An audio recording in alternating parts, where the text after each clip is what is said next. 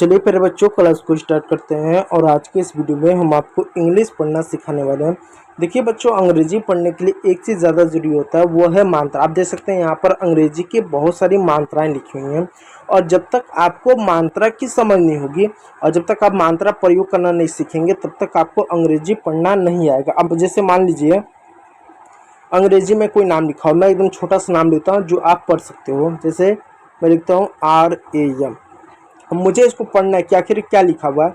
तो सबसे पहले मुझे पता होना चाहिए कि ये जो R है, इस R को हिंदी में र पढ़ते हैं, A है, A को आ की मात्रा पढ़ते हैं और M को बच्चों म पढ़ते हैं, तब जाके हम RAM को हम राम पढ़ पाएंगे।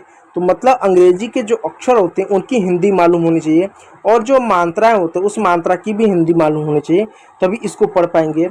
और इसी का उल्टा अगर हम कर दें, जैसे मान लीजिए किसी का नाम होगा राधा, इसको अंग्रेजी में लिखना है तो कैसे लिखेंगे? इसके लिए R से हम र लिखेंगे, A से आ की मात्रा लिखेंगे, DH से ध हो जाएगा, A से आ की मात्रा, इस तरीके से हम राधा लिखेंगे। तो हमको मात्रा की समझनी चाहिए। तो सबसे पहले क्या करेंगे फिर बच्चों, हम जो है मात्राओं को पढ़ेंगे। मात्रा को पढ़ने के बाद जो ये क ख की जो बड़ा खड़ी की मात्रा होता है, जैसे क से के ए होता है, ख से के ए होता है, ग से जी होता है, इसकी मात्रा को हम समझेंगे। अब इसको भी समझने में दो चीज़ होता है कि जो हमारा क होता है उस क से के होता है कि क से के ए होता है। तो क से बच्चों के भी होता है, क से भी के ए दोनों होता है। इस बात को याद रखिएगा, इसको समझेंगे और उसके बाद हम नाम लिखने की कोशिश करेंगे। तो देखिए प्यारे बच्चों कैसे क्या होता है। अंग्रेजी में बच्चों आपकी टोटल 5 मात्राएं होती है। कौन कौन सी? A, E, I, O और U।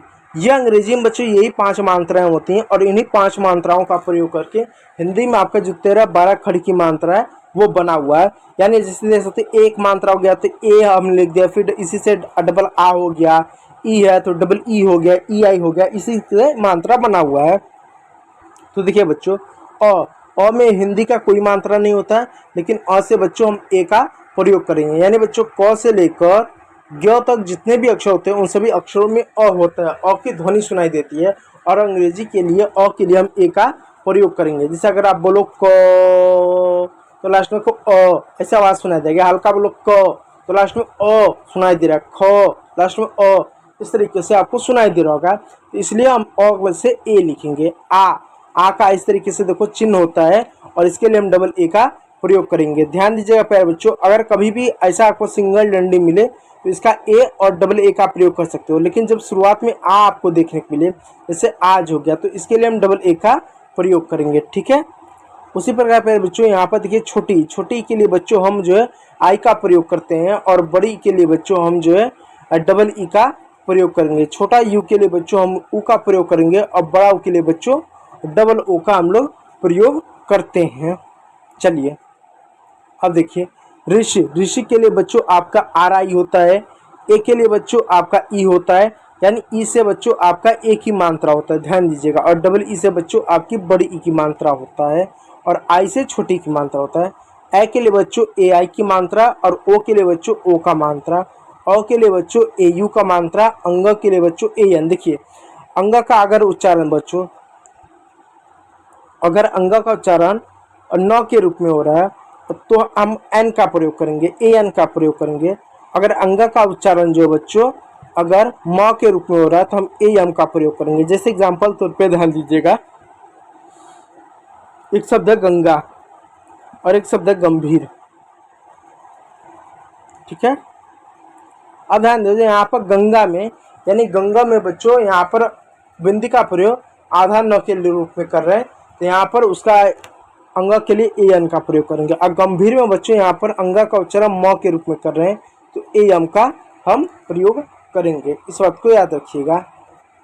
और अ के लिए बच्चों हम AH का प्रयोग करते हैं। चलिए यह आपका 13 मात्रा हो गया। अब उसके बाद बच्चों यहाँ पर दे सकते हो आपका जो क है उसका हम प्रयोग कर लेते हैं। मात्रा दे सकते हो, आपको यहाँ पर सामने भी देखने को मिल सकता है। ठीक है, इधर वही मात्रा। अब चलिए कह को देश की इसके पढ़िए। देखिए बच्चों सब में ए लगा हुआ, सब में क्यों ए लगा हुआ? क्योंकि मैंने कहा ना क से लेकर और ज्ञ तक सब में अ आता है, इसलिए सब में ए लग सकता है। तो क से आपका के होगा, ख से बच्चों के एच होगा, ग से बच्चों जी होगा, घ से बच्चों जी एच होगा और अंग से एन जी होगा। एक चीज याद रखिएगा, जो बच्चों पहले में होगा, जो चीज़ पहले में होगा वही दूसरे में होगा, जो तीसरे में होगा वो चीज़ चौथे में होगा, बस उसमें एच जुड़ जाए। देखिए पहले में क्या के है तो दूसरे में भी के है, देखिए तीसरे में जी है तो चौथे में भी जी है। देखो पहले में क्या सी एच है तो दूसरे में भी सी एच है, तीसरे में ज है तो चौथे में भी ज है, यानी जो पहले में होगा वही दूसरे में होगा, बस उसमें एच जुड़ जाएगा। ठीक है, देखिए प का के हुआ तो ख का के एच हुआ, एच जुड़ गया। ग का जी था तो घ का जी एच हो गया, अंग का एन जी, लास्ट में एन जरूर आएगा। च का सी एच है तो छ का सी डबल एच हो गया, सी एच हो गया, एक अलग से एच जुड़ गया। ज का जे होगा तो झ का जे एच हो गया, एच जुड़ गया। यहाँ पर यहाँ का आपका एन वाई हो गया। ठीक है, अब देखिए ट का टी, ठ का टी एच, ड का डी, ढ का डी एच, अना का एन, त का ती, थ का दी एच, द का दी, ध का दी एच, एन का न। अब जरा ध्यान दीजिए, न से एन हो गया। अब जरा यहाँ पर ध्यान दीजिएगा, इसकी अंग्रेजी और इसकी अंग्रेजी समान है, यानी आप देख सकते हो यहाँ पर अगर ट से टी ए हुआ तो त से भी टी ए हो रहा है, ठ से टी एच हो रहा है तो थ से भी टी एच हो रहा है, ड से डी हो रहा है तो ढ से भी डी एच हो रहा है, ढ से अगर डी एच हो रहा है तो ध से भी डी एच हो जा रहा है, अना से एन हो जा रहा है तो एन से भी न हो जा रहा है। ठीक, यानी इसकी और उसकी अंग्रेजी मतलब समान नहीं है, गलती से नहीं है, मतलब इनकी और इनकी अंग्रेजी एक तरीके से समान होती है। ठीक है, चलिए अगला शब्द प से पी ए होगा, फ से पी एच होगा, ब से बी होगा, भ से बी एच होगा, एम से म होगा। ठीक है, वाई से य होगा, आर से र होगा, ल से एल होगा, वी से व होगा, यानी व से वी, ल से एल, ल से एल। अब देखो बच्चों, श से एस एच होगा, श से एस एच होगा, स से एच होगा, ह से एच होगा, के एस से, छ से के एस एच होगा, त्र से टी आर होगा, ग से जी वाई होगा।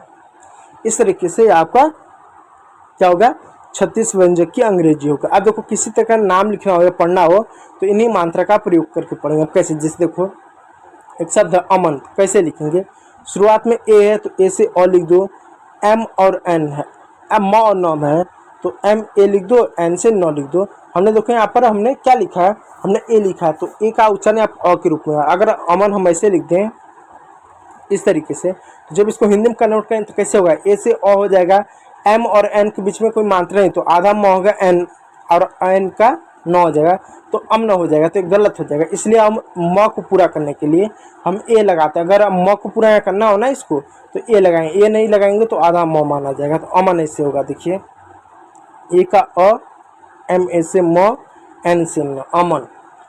राम कैसे होगा, आर से र हो जाएगा, ए से आ की मात्रा, एम से म हो जाएगा राम।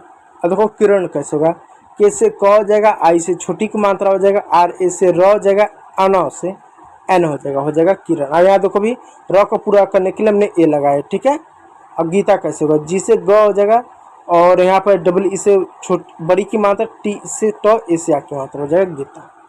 ठीक है, अब देखो सुमन कैसे होगा, एस से स हो जाएगा, यू से छोटा की मात्रा, एम ए से म हो जाएगा, एन से न। जैसे इन सब में देखो सब में ए लगा है क्योंकि मन न म इस तरह के शब्द है ना, तो अगर ए नहीं लगाएंगे तो उसको हम आधा मानना पड़ेगा, इसलिए मैंने ए लगा दिया। अगला है पी से प हो जाएगा, डब्ल्यू से बड़ा की मात्रा हो जाएगा, एन से न हो जाएगा, एन ए से न हो जाएगा, एम से म हो जाएगा पुनः। अब देखो कृपा हो जाएगा, कृपा कैसे लिखेंगे, के से क हो जाएगा, आर आई से ऋषि की मात्रा हो जाएगा, पी से प हो जाएगा, ए से आ की मात्रा हो जाएगा कृपा। नेहा कैसे होगा, एन से न हो जाएगा, ई से ए की मात्रा, एस से ए से आ की मात्रा हो जाएगा नेहा। तो मतलब जो यहाँ पर मतलब ये जो अंग्रेजी की जो मात्रा है और जो अक्षर, उन्हीं अक्षरों का बस जोड़कर मतलब इसको लिखा जा रहा है और कुछ नहीं है, बस इन सभी मात्रा का मतलब एक तरह से यूज़ करना बता रहा हूँ। अब देखो नैना कैसे होगा, एन से न हो जाएगा, ए की मात्रा क्या होता है, ए आई होता है, एन से न हो जाएगा, ए से आ की मात्रा हो जाएगा नैना। मोहन कैसे होगा, एम से म हो जाएगा, ओ से ओ की मात्रा हो जाएगा, एच ए से ह लगा दो, एन से न हो जाएगा मोहन। गौरव कैसे होगा, जी से ग हो जाएगा, ए यू से ओ की मात्रा हो जाएगा, आर ए से र हो जाएगा, वी से व हो जाएगा गौरव। संजय कैसे होगा, एस ए से स हो जाएगा, एन से न, यानी एस से स हो जाएगा, ए एन से अंग की मात्रा, जे से ज हो जाएगा, वाई से ज हो जाएगा संजय। ठीक है, अब देखो दुशासन कैसे होगा, डी से द हो जाएगा, यू से ऊ की मात्रा हो जाएगा, एस से श हो जाएगा, ए से आ की मात्रा हो जाएगा, एन से न हो जाएगा दुशासन। दुशासन, इसको इस तरीके से हो जाएगा शासन, ठीक है। अब चंचल कैसे होगा, CH से च हो जाएगा, N से न हो जाएगा, फिर CS से च हो जाएगा, A से ल हो जाएगा चंचल, ठीक। देखो CS से च हो जाएगा, अंग के लिए AN की मात्रा हो गया, फिर च से CH हो गया, AL से ल हो गया।